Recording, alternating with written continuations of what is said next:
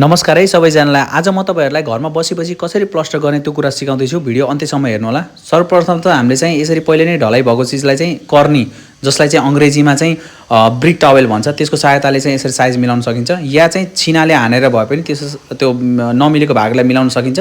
र यसमा चाहिँ पानी मजाले हालेर चाहिँ पहिला सुरुमा सिमेन्टको घोला हालेर चाहिँ पहिला घोला हाल्ने, चाहिँ पानी हालिसकेपछि घोला हाल्ने, घोला हालिसकेपछि हामीसँग फर्मुला भनेको चाहिँ 2:1 को मसला। 2:1 को मसला भनेको चाहिँ 2 बोरा बालुवा 1 बोरा सिमेन्टको मिश्रण गराएर चाहिँ हामीले यसरी प्लास्टर गर्न सकिन्छ।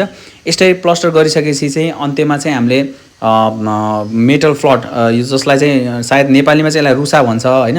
एउटा यसको काठको पनि हुन्छ, वुडन फ्लट पनि भन्छ यसलाई, अंग्रेजीमा काठको पनि हुन्छ। यो मैले युज गरेको चाहिँ मेटल फ्लट हो। मेटल फ्लटको सहायताले चाहिँ यसरी यसको फिनिशिङ चाहिँ राम्रोसँग गर्न सकिन्छ।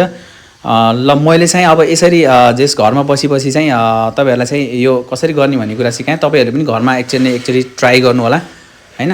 यसरी चाहिँ मैले बिताको दिनहरु युटिलाइज गरेर मैले घरमा यसरी ढलाइहरु पनि आफ्नै तरिकाले चाहिँ युट्युबहरु हेरेर यसरी ढलाइ पनि गरे। तपाईहरु पनि एकचोटी ट्राई गर्नु होला है।